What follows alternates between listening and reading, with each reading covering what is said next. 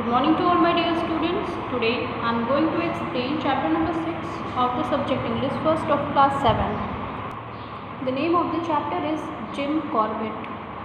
You have to underline the hard words which I have underlined in this chapter. You also have to mention the date. Jim was one of the greatest hunters in the history of India. Jim जो है एक महान शिकारी के रूप में भारतीय इतिहास में जाने जाते हैं.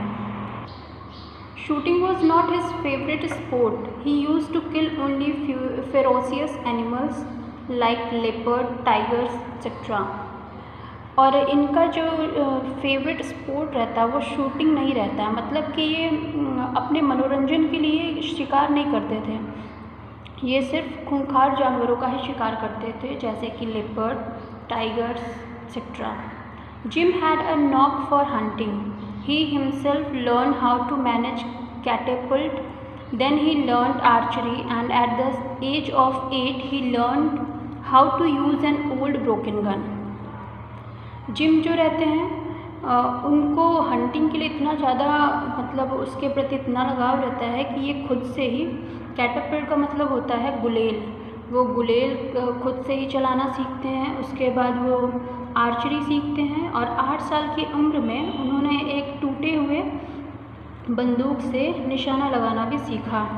Gym was very lucky as he land in a place called Kaladhungi which was there in the middle of the dense forest. और जिम इस हिसाब से भी बहुत लकी रहते हैं क्योंकि ये जहाँ पे रह रहे होते हैं उस प्लेस का नाम था कालडुंगी और वो जंगल के बीच में बसा हुआ था.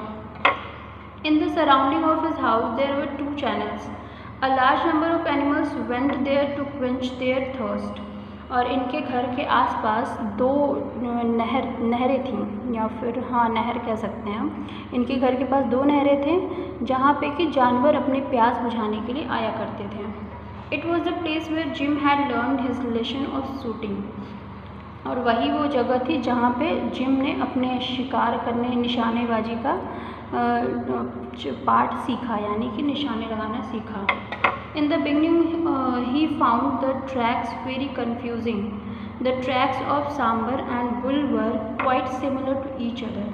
और शुरुआत में जब इन्होंने निशानेबाजी सीख ही रहे थे, अभी लगाना सीख ही रहे थे, उस टाइम पे इनको फुटप्रिंट जो होते हैं, सांबर और बुल, ये दोनों एनिमल्स हैं, इन दोनों के फुटप्रिंट्स में बड़ी कन्फ्यूज़न होती थी क्योंकि दोनों के निशान जो होते हैं, पंजों के निशान, वो एक जैसे दिखते थे.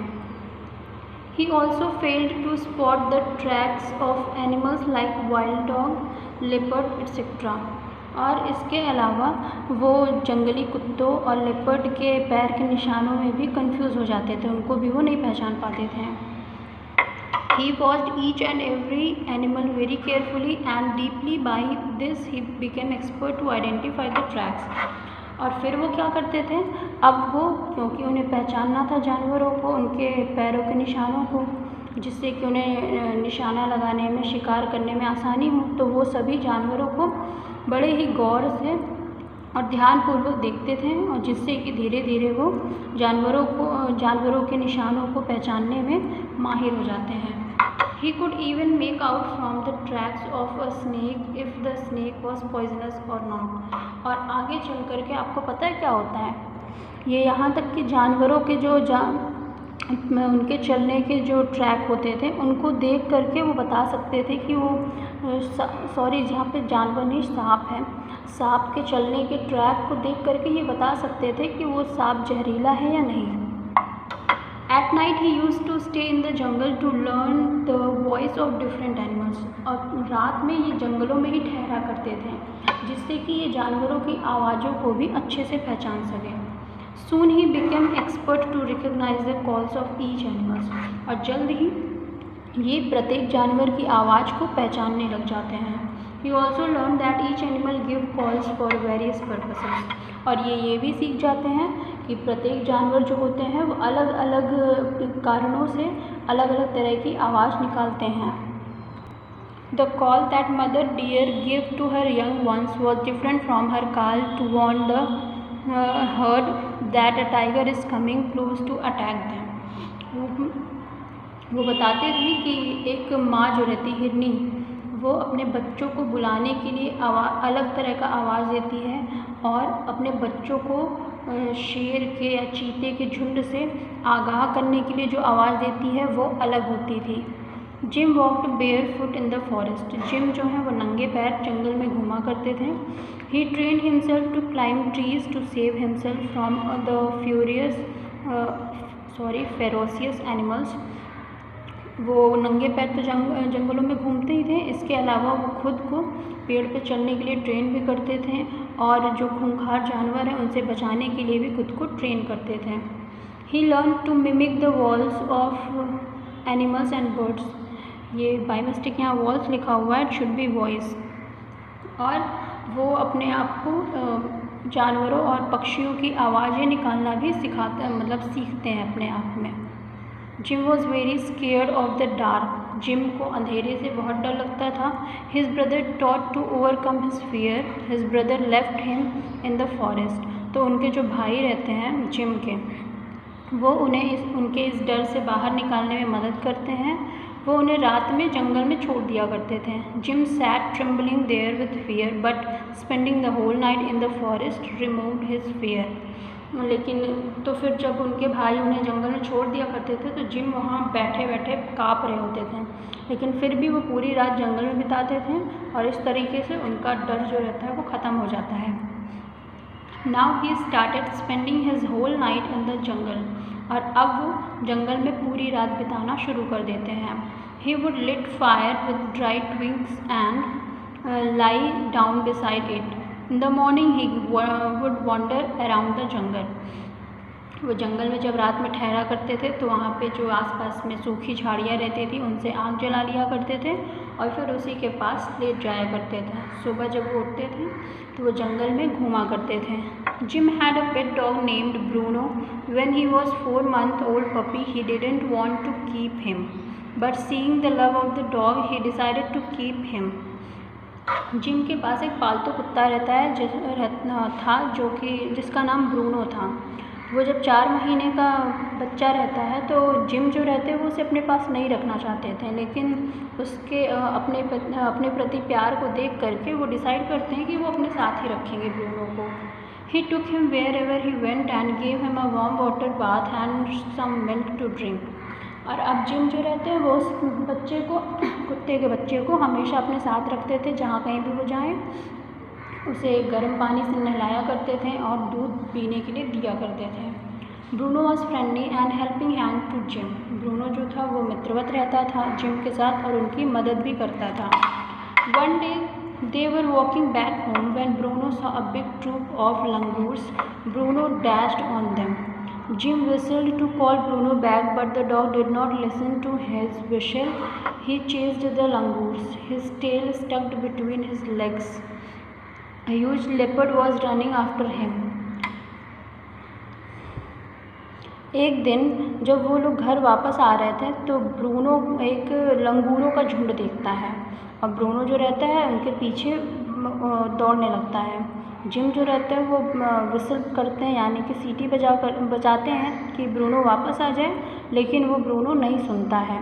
वो लंगूर के पीछे पीछे भागने लगता है. उसकी पूँछ जो है वो ब्रूनो के पैरों के बीच में फंस जाती है और एक बड़ा सा लेपर्ड जो है वो उसके पीछे दौड़ने लगता है ब्रूनो के पीछे. Gym was not carrying his gun. Gym के पास उसका बंदूक नहीं था. The leopard came nearer and nearer but Bruno escaped from the approach of the leopard. और लेपर्ड जो रहता है वो ब्रूनो के नज़दीक और नज़दीक आता जाता है, लेकिन फिर भी ब्रूनो जो है वहाँ से उसकी पकड़ से बच जाता है. Bruno has learn 2 lessons. Bruno अब 2 सबक सीख जाता है. क्या क्या? विच ही कैन नेवर फॉरगेट. वैसे 2 सबक सीखता है जो कि वो कभी नहीं भूल सकता. First, never to disobey his master's whistle and secondly never to chase langurs.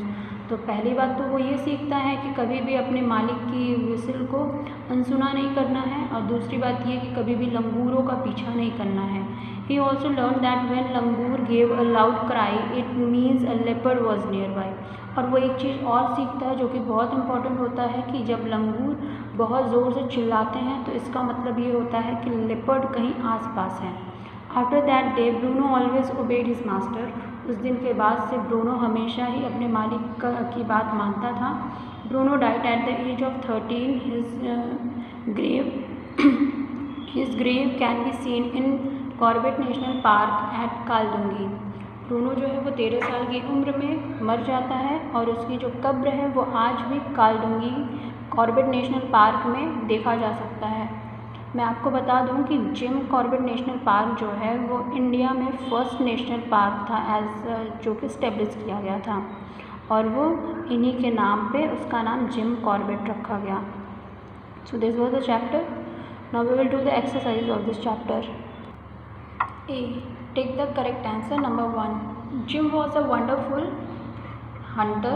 Number 2. At the age of 8 he learned how to use a gun. Number 3. All the animals went there to quench their thirst.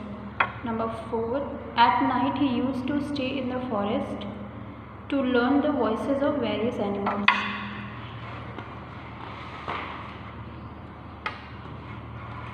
Now see, write true or false. Number 1. Jim lived in a city. It is false. Jim could not walk barefoot. False. Jim was one of the greatest hunters in India. True. Kaldungi was situated in the jungle. It is true. His brother taught him to overcome his fear. It is true. Writing fun is your homework. You have to do it by yourself. So these were the exercises. That's all for today. Thank you so much.